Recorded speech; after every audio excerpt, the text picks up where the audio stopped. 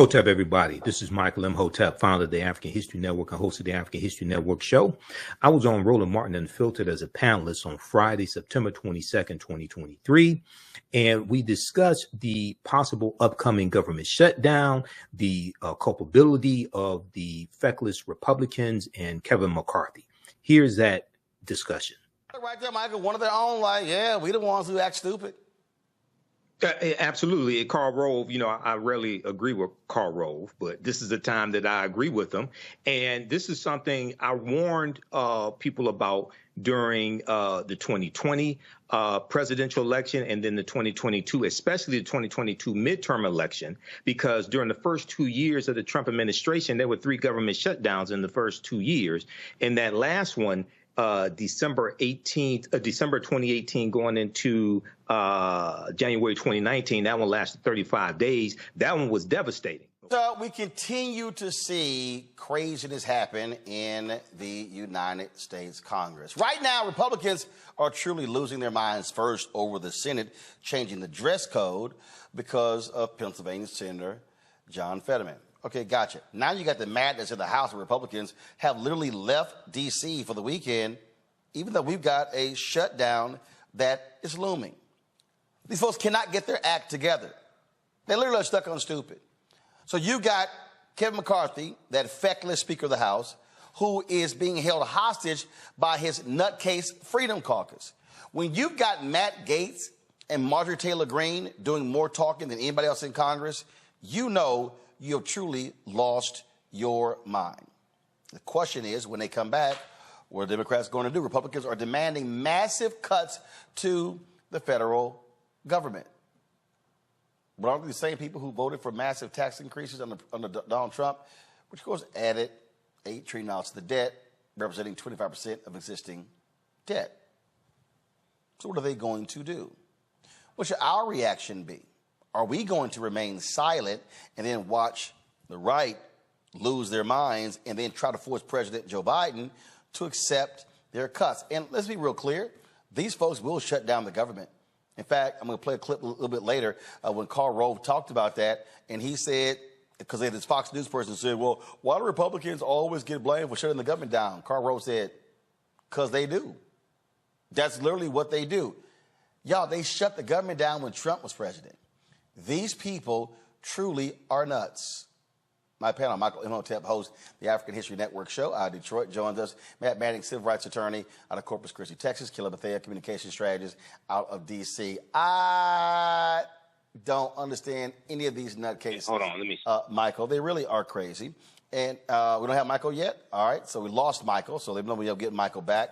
I'll turn to Matt and Kelly. Kelly, I'll start with you. Here's my whole deal in this whole piece.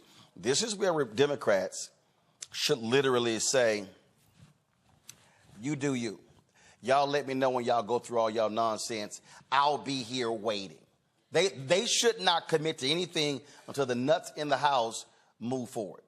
And my thing is, they fought so hard to get the majority. They fought so hard to keep power, Republicans, and then to use it or frankly abuse it in this manner in a way that does nothing for the American people, doesn't even do anything for their caucus or their own agenda. It is like they just thrive on chaos. They thrive on the misinformation and the uncertainties because the only way they can galvanize their base is if something is wrong and they can blame somebody else for it. But yeah, it's ridiculous up here in D.C. right now between that and indictments and impeachments that don't need to be here. It's crazy. And it's like no one is paying attention to the American people regarding what they need, how they need it, and how soon they need it. Because these are jobs and lives that we're talking about. Matt, again, these are the people who, they really don't care. They're insane. They're insane. And they will, without a doubt, they'll shut the whole thing down just because. And you see, they wouldn't even vote on a budget. And McCarthy was like, man, what's wrong with these people? Guess what, Kevin? They're yours. Yeah, and you see how they even put him in place. I mean, he's in a precarious position to begin with. considering they had so many votes to even let him be the speaker. And I think the reason is, Roland, partially is because they find that there's political capital to that, in terms of being obstructionist. That's why we're continuing to see it. I don't think that's sustainable. I think at some point, even people in their own constituency start to say, you're not getting anything done. But that, I think, goes again to the crisis of representative democracy that we see now. That you got people who are in office running to stay in office and who are not concerned about their constituents and the greater good. But it's because there has not been a political price to pay for their, asinine actions yet. Michael, this really is one of the funniest clips that I've seen. It was on the Fox News Sunday with Shannon Ream. And she thought she was sort of trying to make the point, defending Republicans for getting blamed for government shutdowns. Karl Rove blew that up in her face. Go to my iPad, watch this. There's another fight that everybody's going to get blamed for, too. Another Hill headline says this: lawmakers prepare for shutdown blame game. Karl, this never seems to go well for anyone, but it does generally seem that Republicans get blamed for these shutdowns. Well, generally because Republicans are responsible for the shutdown. They seem to eagerly want it. So, yeah, there's a reason why they get blamed. And look, the American people demand that their government try and run itself in an appropriate fashion. And the fact that the biggest financial and business enterprise in the world, the U.S. government, cannot pass a budget in time and then ends up shutting itself down over things that are on the margin. I mean, we're talking about the difference between this and that. And the Republicans are going to be shoot themselves in the foot in the run-up to the 2024 election if they continue to think that shutdowns are a great way to put themselves in front of the American people. And there you go right there, Michael. One of their own, we the ones who act stupid. Absolutely. Karl Rove, I rarely agree with Karl Rove, but this is the time that I agree with him. And this is something I warned people about during the 2020 presidential election and then the 2022, especially the 2022 midterm election, because during the first 2 years of the Trump administration, there were 3 government shutdowns in the first 2 years. And that last one, December 2018 going into January 2019, that one lasted 35 days. That one was devastating, okay? And when you talk about the government shutdown, at least going back to the last government shutdown, 2018, 2019, we know about 18% of the federal employees are African-American. So you had a lot of federal employees who went without getting paid for that period of time they were shut down. But also you have federal contractors. You have some African-American owned businesses that have federal contracts. And if this gets to the point where federal contractors don't get paid, that means their employees don't get paid as well. So we have to understand political self-defense and self-preservation. You cannot let crazy people have control of the government. You can't let them have control of the House, Senate, or the White House. So this is why, 2022, the House flipped to Republicans based upon about 7,000 House votes in a handful of districts. This is why every vote counts. This is why elections have consequences, and we have to be smarter at this. I always get a kick out of listening to let's say, underage lover Matt Gaetz. Love to see him when he is whining and crowing about Kevin McCarthy. Remember Kevin McCarthy was kissing his butt to get his vote for House Speaker? Ooh, I love how he repays him. It's Kevin McCarthy's fault that the government... I believe the government is going to shut down. Yes, and it's Kevin McCarthy's fault that the government is going to shut down because we didn't move individual spending bills. We cannot blame the Democrats for having not done our job to comply with the coalition agreement that we made at the beginning of the year. That is the fault of the Speaker, and I believe that if he does not immediately remediate that, he will likely face a motion to vacate. I'm not for everyone. I get that. But a deal's a deal. And if Kevin McCarthy wasn't willing to honor the deal that he made to assume the speakership, then he should not have agreed to those terms. Inside Washington, D.C., people think they can just lie all the time with impunity and that no one's ever going to call them on their bullshit. But, Kevin broke this deal.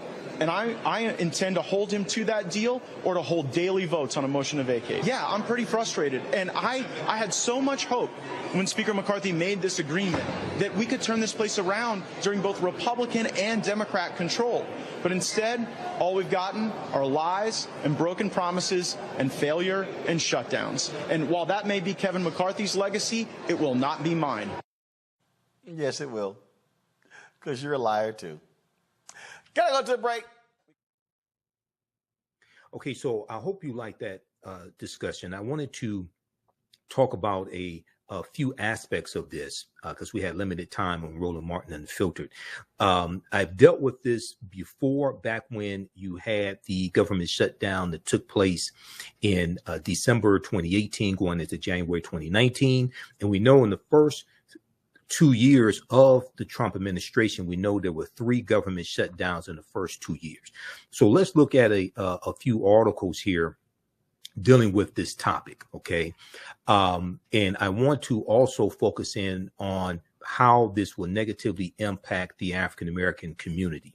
Let's look first at this piece from PBS.org, Public Broadcasting System, PBS.org. And this one is called "The Government is Headed for a Shutdown." Okay. And this is, they picked this up from the Associated Press. The government is headed for a shutdown. Who's affected and what happens next? This is from September 23rd, Saturday, September 23rd, 2023. Okay. And PBS.org picked this up. Now, the federal government is heading toward a shutdown that will disrupt many services, squeeze workers, and royal politics as Republicans in the House, fueled by hard right demands for deep cuts in spending, force a confrontation over federal spending. You have people like Matt Gaetz, as you saw in the segment from Roland Martin Unfiltered. You have the crazy MAGA Republicans like Marjorie Taylor Greene and some others from the Freedom Caucus, which used to be the Tea Party. Okay, now, so we know spending runs out September 30th. The new fiscal year for the federal government starts October 1st. Okay, here's a look at what happens if the government shuts down on October 1st. First of all, what is a government shutdown? Okay, now, a government shutdown happens when Congress fails to pass some type of funding legislation that is signed into law by the President of the United States. Lawmakers are supposed to pass 12 different spending bills to fund agencies across the government. But the process is time consuming. They often resort to passing a temporary extension called a continuing resolution, or CR, which is a term that you're hearing a lot right now, a continuing resolution to allow the government to keep operating.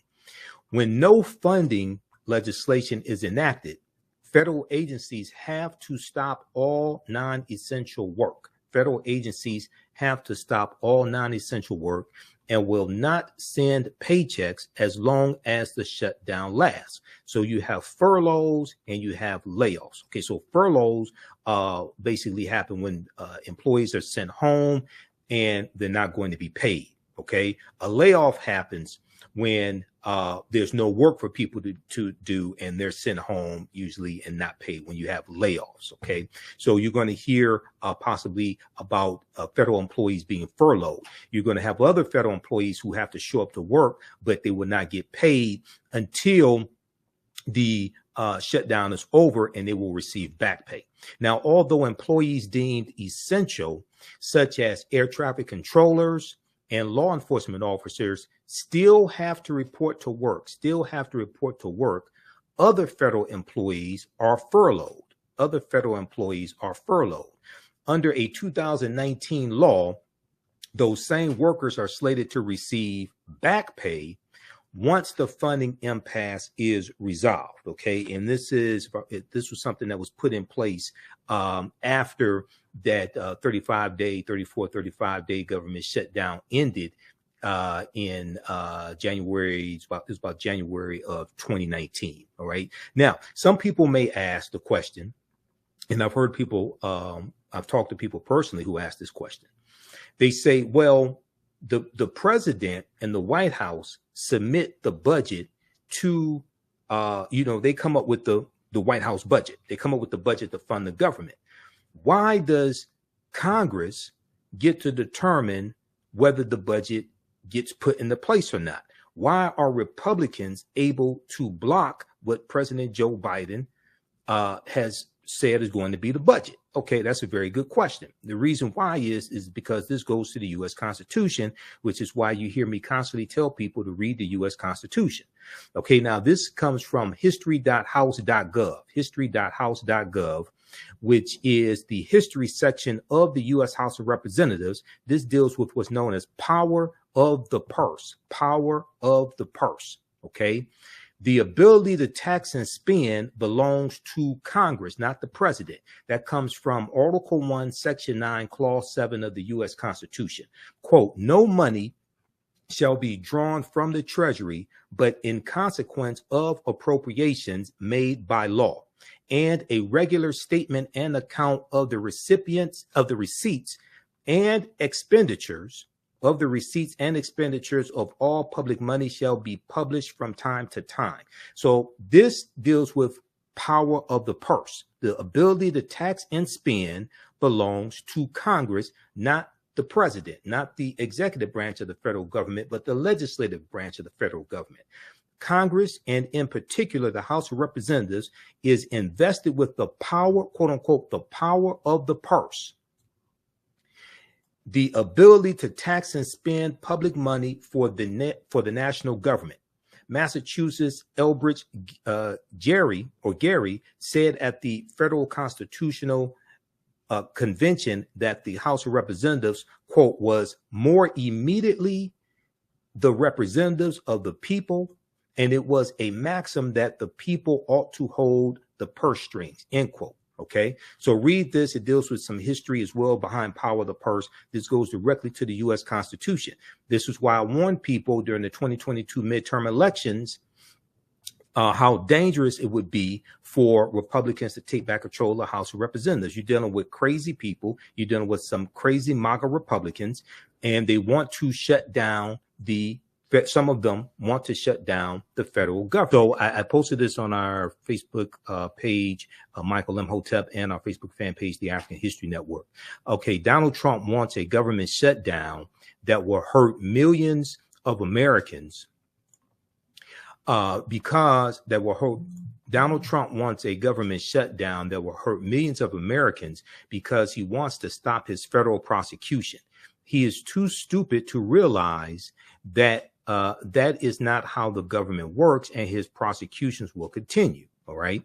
And Jen Psaki talked about this on her show on MSNBC on Sunday, September 24, 2023. Also, the article from PBS.org, The Government is Headed for a Shutdown, Who's Affected and What's Next, deals with this as well. OK, so here's what Donald Trump posted on Truth Social. All right. He said, and then he posted this on September 20th, 2023. He said, a very important deadline is approaching at the end of the month, end of September. Republicans in Congress can and must defund all aspects of crooked Joe Biden's weaponized government that refuses to close the border and treats half the country as enemies of the state. Treats half the country as enemies of the state.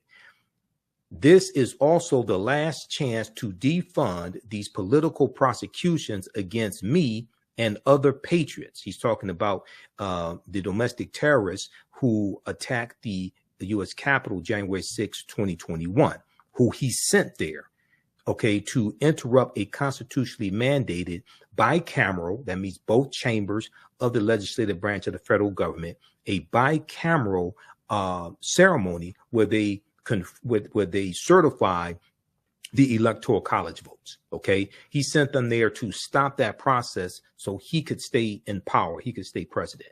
He said they failed on the debt limit, but they must now. But he said they failed on the debt limit, but they must not fail now. Use the power of the purse and defend the country. Okay, now, I don't think Donald Trump has ever read the U.S. Constitution before. He sure doesn't act like it. Now, he says he wants to suspend the Constitution. He said that before. He wants to suspend the U.S. Constitution. I don't think he's ever read it. Okay, this is why he has to be stopped in 2024. I warned you about him in 2016. I warned you about his authoritarian-like tendencies. He's gotten even worse. Let's go back to the piece from PBS.org Public Broadcasting System. Something else is very important. 12 different spending bills. Okay, now, this is why understanding the U.S. Constitution is so important. And there's a piece from, there's a graphic from the Washington Post that deals with the White House budget and deals with the federal budget, okay? And there are 12, and I'm going to pull this up here. There are 12 different committees in the House of Representatives and the U.S. Senate that approve different portions of the budget, okay? And this deals as a PDF from Washington Post. There's a PDF from the Washington Post that deals with the budget process, okay? So this one right here, let me zoom in on this. This is from WashingtonPost.com. A guide to the federal budget process. A guide to the federal budget process. Okay. And then it goes through and lays this out. This is why Schoolhouse Rock is so important. This is why we need, there's a lack of understanding of basic civics in America, regardless of race. This is why we have to have forums where we can teach the Constitution, teach this history, teach a basic understanding of law, especially federal law. The president's budget request is the first step in the complex process of funding the federal government. Now, this is by Karen Urish and Laura Stanton for the Washington Post. So we have this flow chart. I'm not going to go through the whole thing, but discretionary spending is subject to annual approval by Congress. Legislators have less control over mandatory spending, which is devoted to entitlement programs. So one on or before the first Monday in February, the president submits to Congress a detailed budget request for the next fiscal year, which begins October 1st. Okay, the House and the Senate, their conference committees, their appropriations committees, their conference committees will vote on the budget in different parts of the budget. Based on the president's proposal, the House and Senate budget committees propose budget resolutions that sets targets for spending and tax revenue and identify any policies that will need to move through reconciliation. These are sent to the floor for a vote, and differences are resolved in conference. Then we have the approval by 12 subcommittees in the House and Senate Appropriations Committees, okay? The House and Senate Appropriations Committees divided the discretionary spending set forth in the budget resolution among each of their 12 subcommittees. This is why you can't have crazy people like Republicans in charge of the House of Representatives, because they control all of the subcommittees in the House of Representatives. Each subcommittee conducts hearings on the programs under its jurisdiction and votes out of committee the bill. Okay, the full committee marks up the bill, the markup process, and sends the bill to the floor. Both chambers pass their bills and iron out the differences in conference. The House and Senate vote again, and the conference report is sent to the president for his signature or her signature or veto. All of the appropriations bills are supposed to be signed by the president by October 1st, but this rarely happens. To avoid a government shutdown, a series of continuing resolutions, or CRs, as we just talked about, are approved to continue funding the agencies at the current levels. Reconciliation occurs if Congress needs to legislate policy changes in mandatory spending or tax laws to meet the annual targets. laid out in the budget resolution. So it goes through the whole process, this whole flow chart. Okay, this is from the Washington Post. Check this out. Share this with your friends and family. A guide to the federal budget process. This is why it's important to have competent people elected to office in the federal government.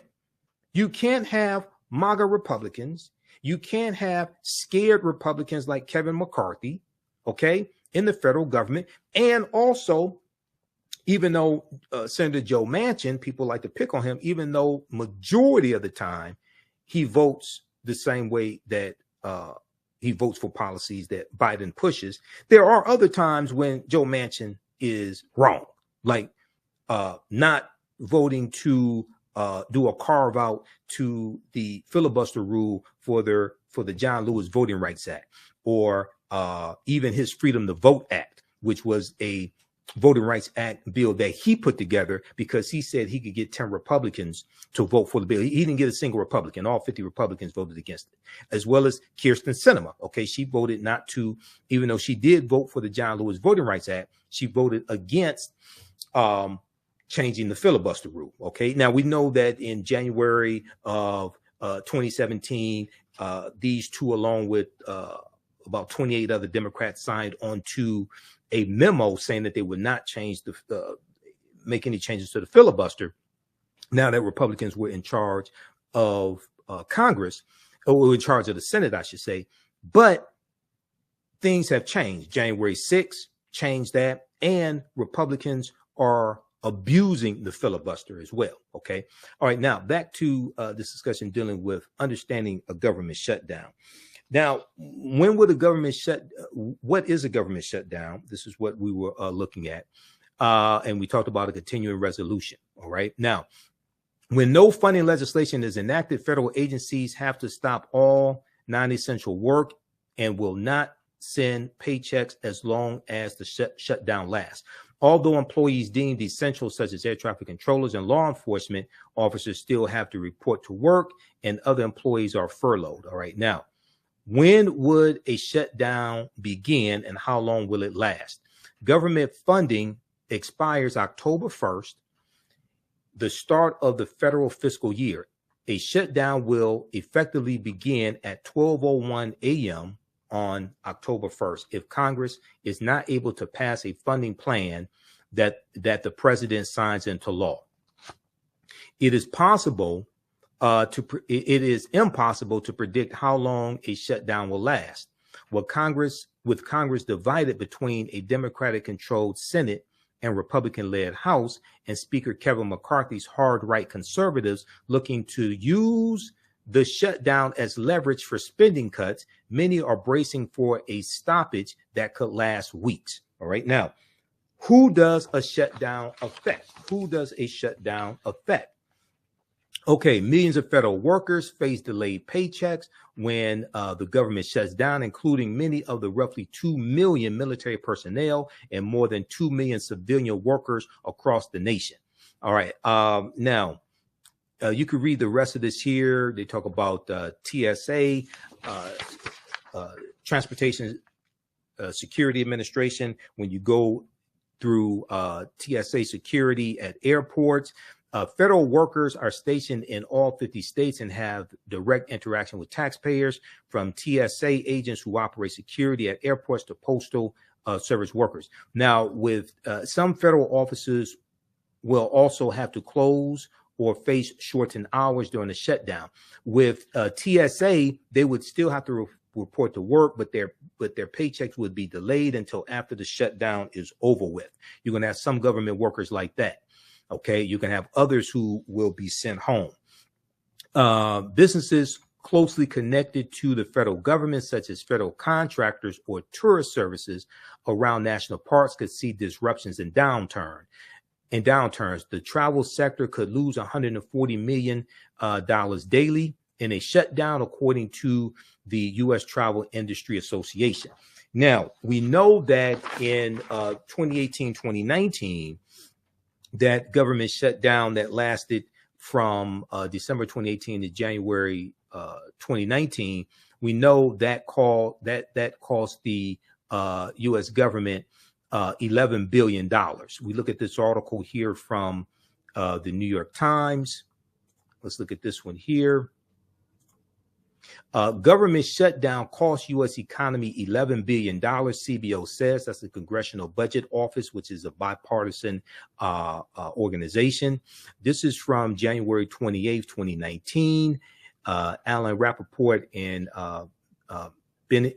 Benjamin Applebaum for the New York Times. The 5-week federal government shutdown took a significant economic toll, costing the United States economy $11 billion, with nearly a quarter of that total permanently lost,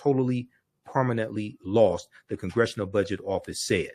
There was $3 billion lost in December of that year, and there was another $8 billion lost in January. Okay.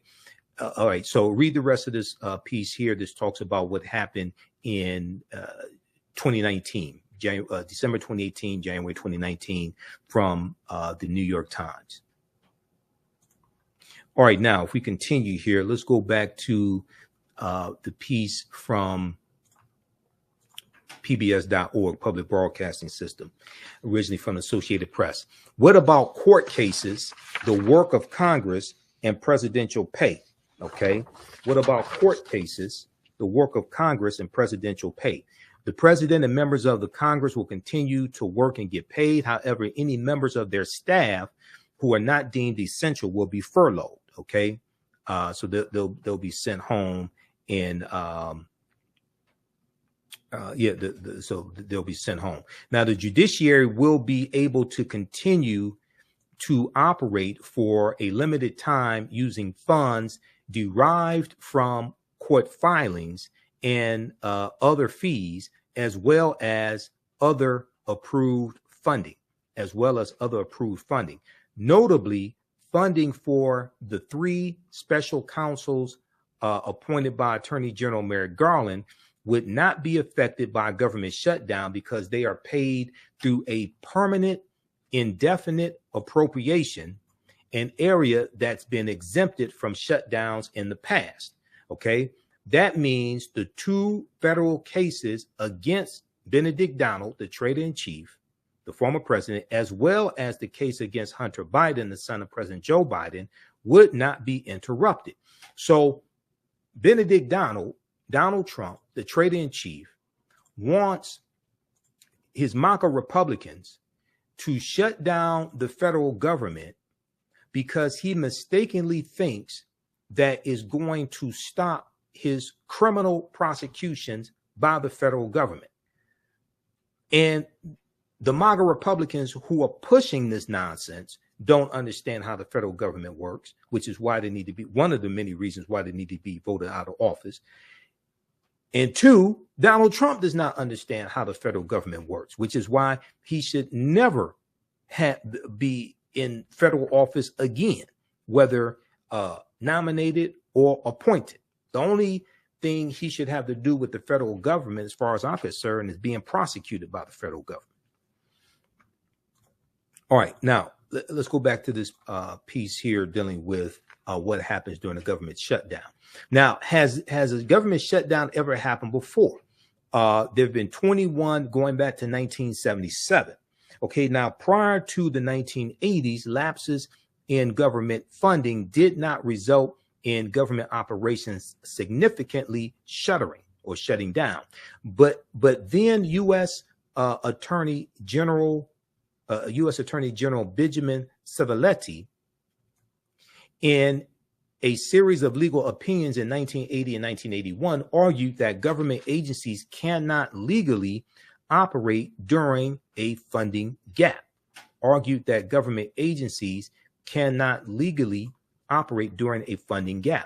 Federal officials have since operated under an understanding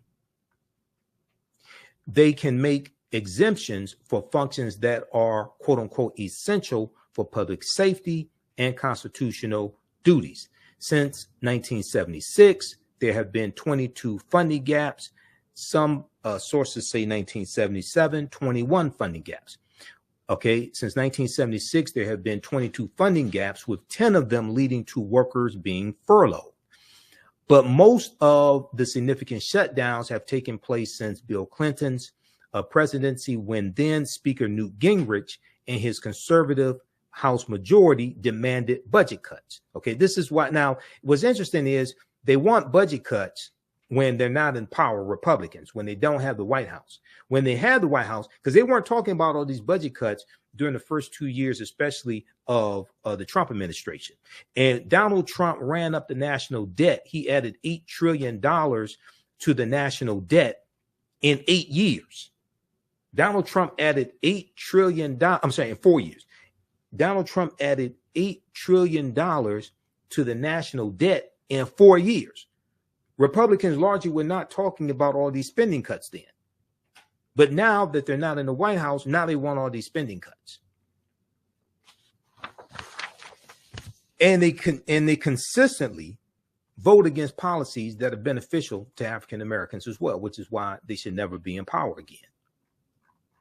Now, the longest government shutdown happened between 2018 and 2019, when then President Benedict Donald and congressional Democrats entered a standoff over his demand for funding for his fake border wall. Now, didn't Donald Trump say that Mexico was going to pay for his fake border wall? But he shut down the government because he couldn't give funding for his border wall that he lied and said Mexico was going to pay for. Now he wants the government shut down to stop federal criminal prosecution against him. And even if it shuts down, the prosecution is still going to continue. Now, that disruption in 2018, 2019 lasted 35 days through the holiday season, but was also only a partial government shutdown because Congress had passed some appropriation bills to fund parts of the government. Now, what does it take to end a shutdown? Well, first of all, you need some competent people negotiating. One, it's the responsibility of Congress to fund the government. They are constitutionally mandated to fund the government. The House and Senate have to agree to fund the government in some way, and the president has to sign legislation into law. Congress also relies on a so-called continuing resolution, or CR, to provide stopgap money to open government offices at current levels as budget talks are underway. Money for pressing national priorities, such as emergency assistance for victims of natural disasters, is often attached to a short-term bill. But hardline Republicans say any temporary bill is a non-starter for them. Any temporary bill is a non-starter for them. They are pushing to keep the government shut down until Congress negotiates all 12 bills that fund the government, which comes from those 12 subcommittees in the House of Representatives and U.S. Senate, which is historically a laborious undertaking that isn't resolved until December at the earliest. Trump, who is Biden's top rival heading into the 2024 election, is urging on Republican hardliners. If they are unsuccessful, the shutdown could last weeks, perhaps even longer. Okay, so read the rest of this here from pbs.org. The government is headed for a shutdown. Who's affected and what happens? Once again, elections have consequences. Okay, as I stated on Roland Martin Unfiltered, the difference between Republicans being in control of the House of Representatives and Democrats being in control of the House of Representatives was about 7,000 votes over a handful of House district races. Lauren Boebert out of Colorado, she won her race by only 750 votes. Every vote counts, which is why Republicans work so hard to suppress certain people's votes, especially African Americans. Now, if we look at this, CBSnews.com also has a good article. Why does a government shutdown affect most? Who does a government shutdown affect most? Here's what happens to the agencies Americans rely on. This is from CBSnews.com. Let's pull this up. You can check this one out as well. Who does a government shutdown affect most? Here's what happens to agencies Americans rely on. This is from September 22nd, Friday, September 22nd. And there's just a couple of things. Let me zoom out on this. There's a couple of things I want to highlight on this one here. So a shutdown occurs when Congress fails to approve a new spending for federal agencies, which are generally barred from spending money without congressional authorization. Okay, there are some exceptions, like activities needed to protect life and property. Each agency makes its own determination about which employees are needed to stay on the job, meaning the impact on federal operations can vary widely. All right, now,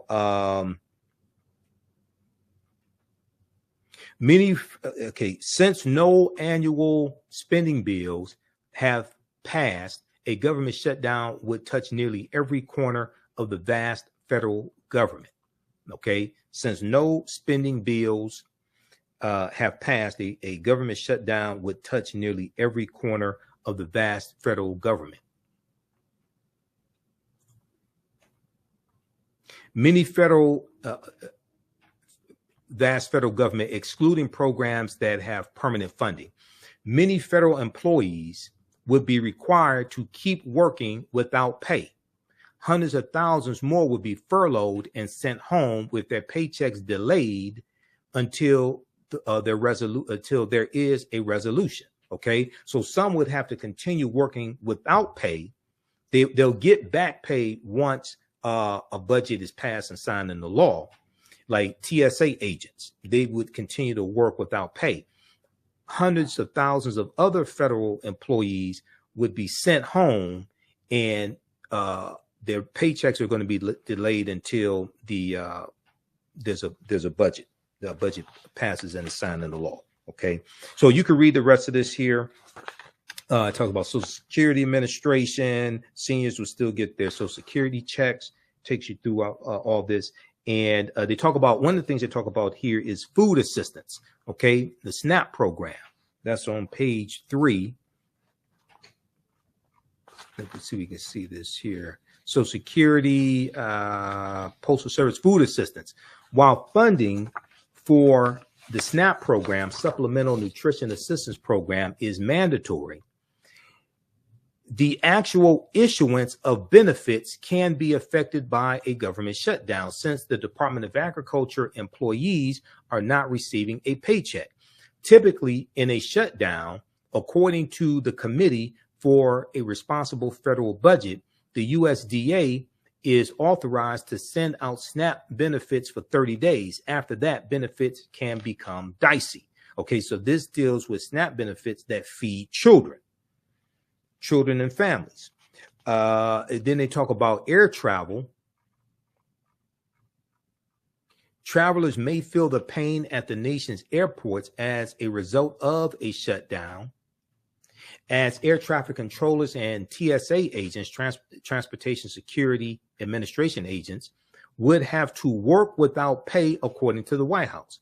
White House Press Secretary Karine Jean-Pierre said a shutdown could mean significant delays for travelers, and Transportation Secretary Pete Buttigieg told Congress on Wednesday that a lapse in funding could come at exactly the wrong moment, and halt training for roughly 2,600 air traffic controllers. There is currently a shortage of roughly 3,000 air traffic controllers in the United States, and Transportation Secretary Pete Buttigieg warned a shutdown would come, quote, at the very moment when we finally have those air traffic control workforce numbers headed in the right direction, end quote. Okay, so read the rest of this as well. All right, now there's a couple pieces I want to look at dealing with how this impacted African Americans in 2019. Okay, so, and I talked about this in 2018, 2019, when the government shutdown was taking place. There's one from, let's look at the one from, there's one from pbs.org that I want to look at. And then there's also one from thegrio.com. Okay. So if we look at, NPR, that's the one I want, NPR, National Public Radio.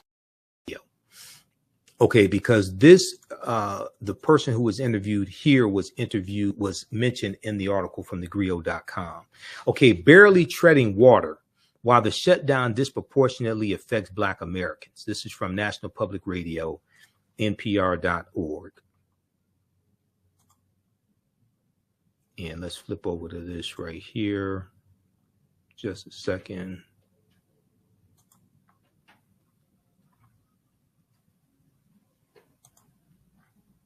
Okay. This one right here, barely treading water. Why the shutdown disproportionately affects Black Americans. This is from January 14th, 2019. This is written by Ari Shapiro.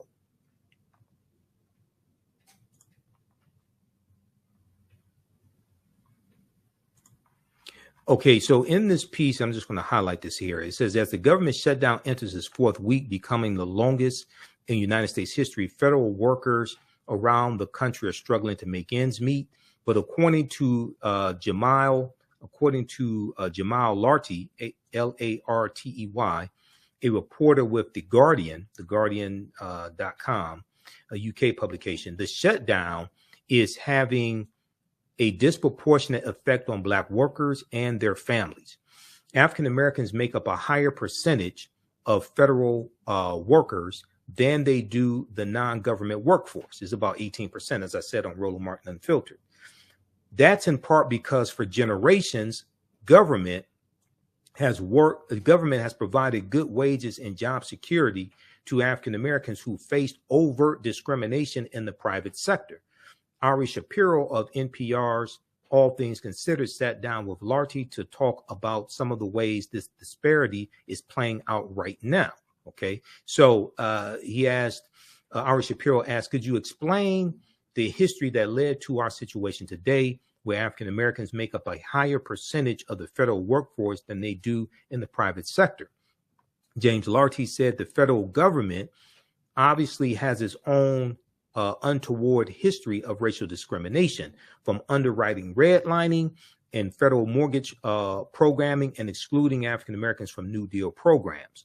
But it also has been the institutional vanguard of the nation's slow march towards equality, more so than the private sector at large and more than most state and local governments. In 1941, President Franklin Roosevelt signed Executive Order 8802, which banned race discrimination in the defense industry. Okay, now I talked about this on Roland Martin Unfiltered when we discussed, it was a couple of days before the 60th anniversary of the March on Washington.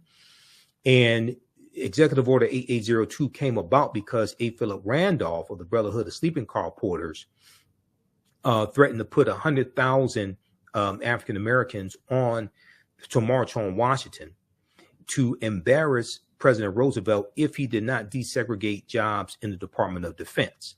So the day before the march was supposed to take place, because this was going to be the original March on Washington, the day before the march was supposed to take place, President Roosevelt conceded and signed Executive Order 8802. All right, now let's continue. In 1941, President Roosevelt signed Executive Order 8802, and that's largely seen as the most important move in support of the civil rights of African Americans from Reconstruction, which ended in 1877, Reconstruction, all the way until 1964, when the Civil Rights Act was passed. The federal government, for fairly obvious reasons, just did a better job of abiding by the Civil Rights Act than the labor market at large. Okay, so then they talk about the racial wealth gap. We know that African American families have a fraction of the wealth of white families. According to the Census Bureau, for every $100 in white family wealth, Black families have just over $5. Now, this was in 2019. Okay, so what does that mean when African American government workers start missing a paycheck? Okay, so the profound racial, Jamil Lartey responded, the profound racial wealth gap in the U.S. makes it far more difficult for the average African American to sustain a long period without a paycheck as compared to white Americans. We should note that the disparity in wealth is probably much less acute among federal workers. We don't have numbers of African American federal workers' wealth versus white federal workers' wealth. It's probably much closer than the broader disparity. But overall, African Americans are less likely to have friends, family, networks, access to credit, you name it. Things that will help you survive a period without a paycheck, they're less likely to have it. Okay, so read the rest of this piece here. This deals with how African Americans, generally speaking, are disproportionately negatively impacted by a federal government shutdown. All right. Okay, so read the rest of this here. They also talk about women. Tell me about the gender divide. Women make up 60% of the federal workforce, higher than a percentage they make up of the general population.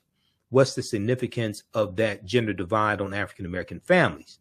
African American families are about 10.5% of the civilian labor force, but 18.4% African Americans, I should say, not African American families. African Americans are about 10.5% of the civilian labor force, but 18.4% of federal employees. This is what I was saying.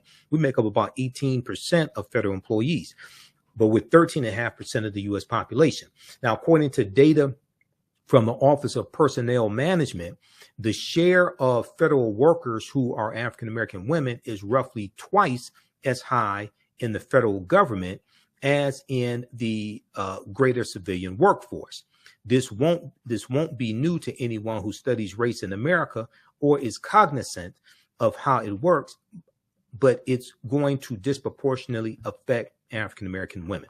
Okay, so read the rest of this piece here. Barely treading water, why the shutdown disproportionately affects Black Americans. This is from January 14, 2019, from NPR.org, National Public Radio. Then we look at this piece here also from January 2019. This is from January 16th, 2019 for thegrio.com, which also cited Shapiro, Ari Shapiro from National Public Radio. The name of this piece here is, and let me try to close out this ad here. Experts state that the shutdown has deeply affected Black families. Experts state that the shutdown has deeply affected Black families. While Americans have felt the financial hit from the shutdown, no community has felt the economic sting more than African Americans.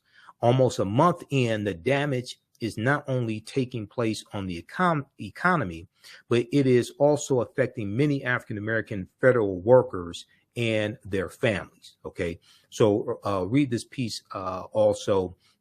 They talk about, according to BusinessInsider.com, 800,000 federal employees and millions of government contractors are currently going without pay. This is from January 2019. Okay, and then they cite the article that I talked about, the piece from NPR.org.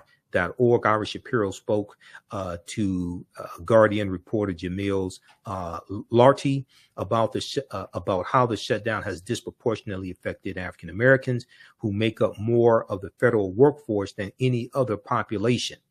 Okay. All right. So I'll read this piece here from thegrio.com. And they talk about African American businesses also. Jamil Larty also noted that there's no precedent for government contractors to receive back pay when the shutdown ends.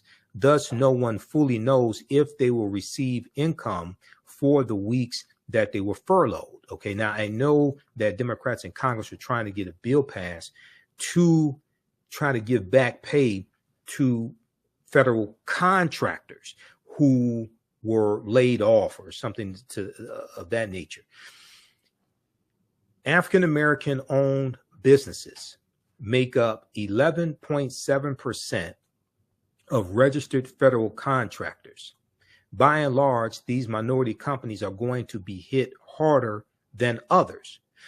So you have all these economic empowerment gurus out here talking about start a business and you can get government contracts and things like this. But some of them mistakenly say stupid ass things like, we don't need to vote, we just need to do economic empowerment.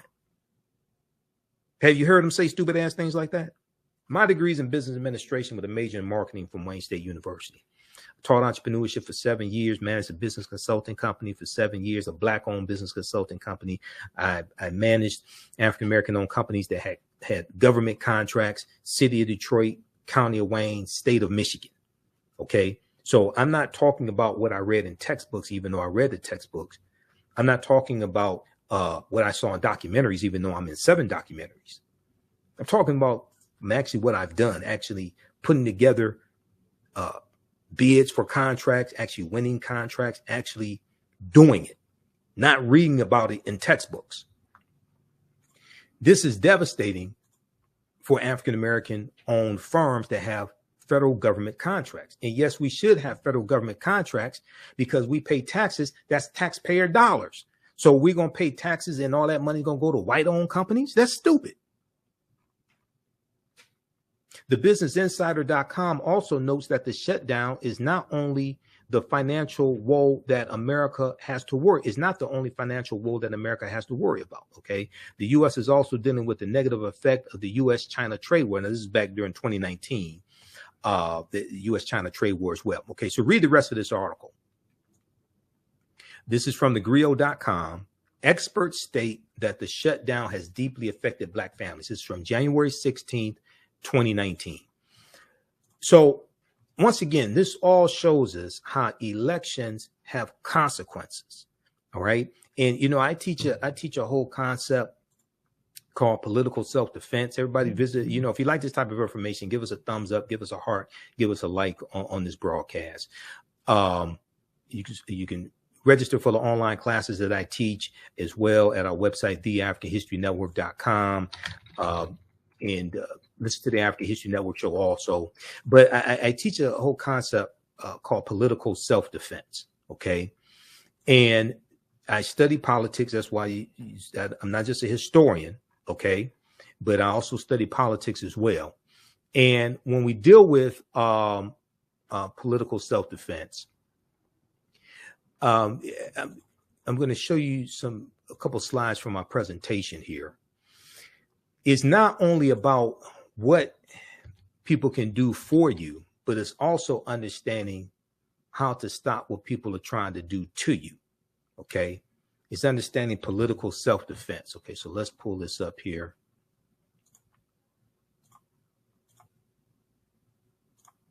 All right. So political self-defense deals with understanding how laws and policies impact the economic conditions of African Americans. Politics is the legal distribution of scarce wealth, power, and resources, and the writing of laws, statutes, ordinances, amendments, and treaties, their adoption, interpretation, and enforcement. Okay. Laws create conditions. Conditions create movements. People organize to fight against the conditions. Legislation is put in place. Policies are put in place to address the conditions that the movements were created to address. Now, so when we look at 6 principles of political self-defense, we have to match. We have to elect someone whose policies best match our issues and concerns. This is why a Black agenda is so necessary to give standards and hold people accountable. A Black agenda is not what politicians give us. A Black agenda is what we put together and organize and put together based upon understanding history, economics, law, and politics. And that's what we present to elected officials. I hear people mistakenly say, I'm not voting for anybody who doesn't have a Black agenda. This is what people said. Some people said in 2018 in Florida when Ron DeSantis was running against Andrew Gillum. All right. And I cautioned them and I said, they said that they weren't voting for Andrew Gillum because Andrew Gillum doesn't have a Black agenda. I said, well, Ron DeSantis has a Black agenda. He has an anti-Black agenda. And an anti-black agenda is worse than not having a black agenda. And you see how things are playing out in Florida, from the attacks on African-Americans voting, from him putting together a police force to go arrest African-Americans who were ex-offenders who received their voter registration card in the mail, and they were told that they could vote, to the attacks on the AP African-American Studies course, to the social studies standards coming from the Florida Department of Education that Ron DeSantis also supports. And part of what is being taught to middle schoolers is that some enslaved Africans benefited from skills that they learned. All this nonsense coming out of Florida. Okay, Ron DeSantis has an anti-black agenda.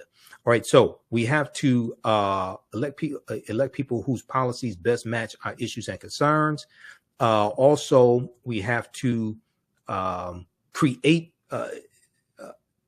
elect somebody who can create an environment for us to push our agenda the farthest and get the most accomplished. Okay. We have to, number 3, stop financing our own dehumanization. Many times we do this and don't know it, like our pension funds. Some of our pension funds are invested in privatized prisons. Okay. In January, I think it was January of 2017, you had employees in the city of New York who divested $48 million from 3 privatized prisons. Okay. Because you can contact your benefits manager and you can find out where your pension fund dollars are invested, or as well as your 401k dollars. The teachers in California, through the California Teachers Union, they did the same thing after they found out that some of their pension fund money was being invested in 3 gun manufacturers, including the gun manufacturer that manufactured the Bushmaster AR-15 assault rifle that was used in the Sandy Hook shooting. All right. So oftentimes we're financing our own dehumanization and don't know this. This article right here, June 8th, 2017, New York pension fund to back out of investments in private prisons. This is my presentation on political self-defense. Okay. Then also, let's see here.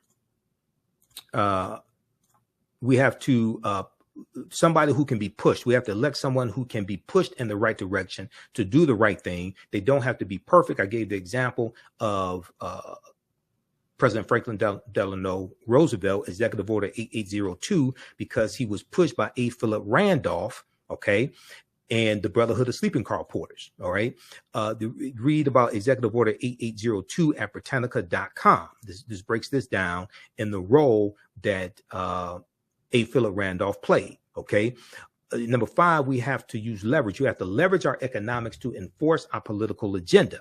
FEC.gov shows